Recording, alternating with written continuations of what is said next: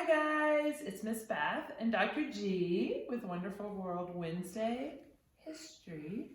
We're highlighting Black History Month, the month of February, and we're going to talk about Henry Box Brown, an enslaved person who lived in the 1800s. He was born in 1815 as an enslaved person, and we're going to tell you a little bit about his life and what that meant for him growing up.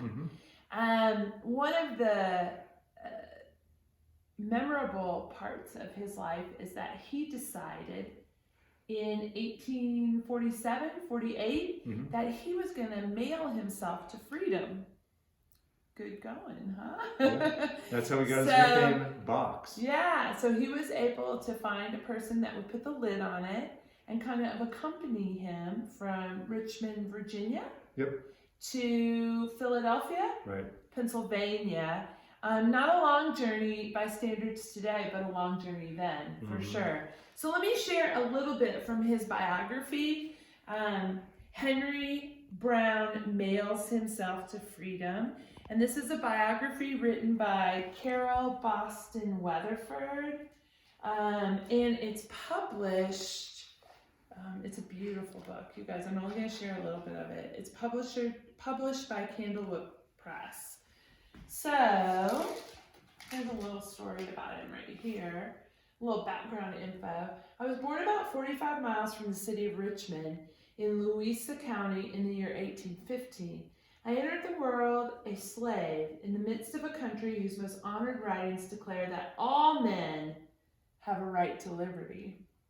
I was a slave because my countrymen had made it lawful, in utter contempt of the declared will of heaven, for the strong to lay hold of the weak and to buy and to sell them as marketable goods. And this was written by Henry Box Brown in 1851. I'm going to fast forward a little. I kind of marked my pages. It's a book of poems about his life. So I'm going to start off with courage and go down to help. What have I to fear? My master broke every promise to me. I lost my beloved wife and our dear children, all sold south. Neither my time nor my body is mine.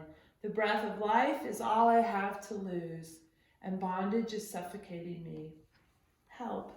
I have a plan, a box, and a strong resolve, but I cannot pull off the escape alone. I need an accomplice to close the lid, and a traveling companion to keep the crate upright. I offer to pay Samuel Smith, a trusted shoemaker. He doubts I can survive the trip, but agrees to go with me. Would Samuel Smith have been a free black man in Richmond, or would he have been a white man helping him? Brown had two men helping him, both named Smith, but they weren't related. One was white and one was a free black man. Okay. Ouch. I'm going to read this. This is a good picture of him in the box. And remember, he mentioned that he wanted to stay upright. In Washington, I'm carried right side up from the steamboat to the train depot. This box must be full of lead, a man says. Shoving me from the wagon, I land upside down and my neck cracks. I black out from the pain. He's not in Philadelphia yet, so they weren't able to carry the crate up. Right side up, thank you. Wait. 27 hours, 350 miles. Philadelphia, a voice bellows. I wait, but the friend I paid does not come. Hours pass and no one gets me. I pray this crate will not be my coffin. That evening, a man claims my box. And then here's a little end to it. 3. After a short wagon ride, I am lugged inside. Folks gather around and I keep quiet. What did the telegraph say? A man asks. Someone raps on the lid. Is all right within? All right, I reply, and they pry open the lid, and I step out a free man, and I burst into song. Dr. G is going to tell us what life was like as a young person, a child who was enslaved. A couple more things about Henry Box Brown. The white man who helped him got arrested and thrown in jail. He had to serve about 5 or 6 years in prison. Okay. And one of the reasons that Henry Box Brown wanted to run away was because his wife was sold to Louisiana, his wife and their 4 children. Mm-hmm. So there's really no good way to talk about slavery and enslaved people, because it was a horrible experience for those who were enslaved. There's no way around it. But I thought we would talk a little bit about what it was like to be a child who grew up as an enslaved person in America in the 1800s. Now, it could vary a lot because there were millions of people who were enslaved at the time of the American Civil War. 3.9 million people were enslaved in 15 different states. So their experiences were different, but there were some commonalities. For the most part, a child who was an enslaved person, their parents had to work. Their parents were forced to work in the fields if they were on a plantation. So that meant during the day, most children didn't see their parents because their parents were out maybe picking cotton or working in the tobacco fields. That meant that older enslaved people on the plantation typically took care of the children. And they would watch them and make sure that they didn't hurt themselves or get into too much trouble. And the children, up until about age 7, didn't have to do any work on the plantation. But around age 7, sometimes around age 10, then they had to work.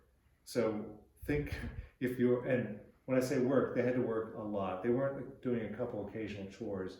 They were doing things that didn't take a lot of physical strength, like maybe carrying water or weeding a garden or things like that. But they had to work many hours in a day, so they really didn't have much of a childhood. The food that they ate was monotonous. That meant it was the same thing over and over and over again, and there wasn't a lot of nutrition. And that meant that most children who were enslaved were malnourished. That meant that they didn't develop properly, and they are more susceptible to disease and more susceptible to death. And in fact, an enslaved child was twice as likely to die as a white child in the United States, partly because of malnutrition and partly because of accidents. And one person described their childhood as the person was fed like pigs at a trough, and the children would fight for food because there just wasn't enough of it to go around. And one reason that we know that there was significant malnutrition is partly from the words that enslaved people said, but also from the work of historians who have compared the heights of enslaved people to white people in the United States. And white people were 2 to 3 inches taller than enslaved people because of the nutrition. They didn't develop, their bodies didn't develop as well. Children didn't have many clothes.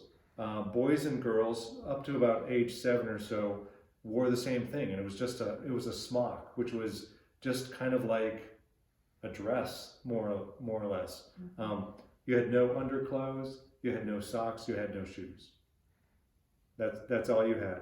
And it was not unusual for children to be naked for a good part of the year because their clothes got torn or something happened to them.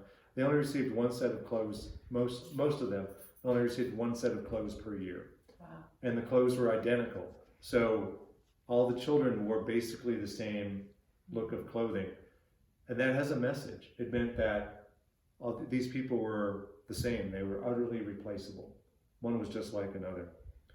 Once they started to work, the enslaved children then got better clothing, better in the sense that it was more durable because it could get torn or caught on something in the fields. So boys got a shirt and pants, and girls got a dress. For the most part, enslaved people didn't have shoes. They had to make shoes. They sort of made moccasins. Where they lived was a slave cabin. It was one room with a dirt floor, and they had almost no furniture. They usually had beds, maybe a table and a chair, and that was it. And not surprisingly, the whole family lived in this one room. There was no privacy. Enslaved children didn't have toys for the most part. You're not going to a store and buying a toy for an enslaved person. So they had to make their own toys. They made them out of wood or rags. So they'd make dolls or things like that. And most enslaved people were not educated because in most southern states it was illegal to teach an enslaved person to read or write. And the last thing, like we learned from Henry Box Brown, many enslaved people lived in fear of being sold or one of their family members being sold. Yeah, and so that was a threat that the master would use. If you didn't behave, then you're going to be sold or I'll sell your family away from you. So again, there's no fun in talking about slavery. There's nothing good in talking about slavery because it was an oppressive, horrible system that lasted in the United States for about 240 years. Wow. Well, thank you, Dr. G, for sharing a little bit about what it was like as an enslaved person, as a child, to grow up in those part of the country where slavery existed. Yeah. And I think it's great that families have the opportunity now to dig a little deeper, maybe go to the library and check out some more nonfiction books, biographies on different African Americans, Black Americans who have made a difference in our community, or I'm sorry, in our country, and have that discussion with each other. So thank you for joining in, and we'll see you next time. Bye. Bye.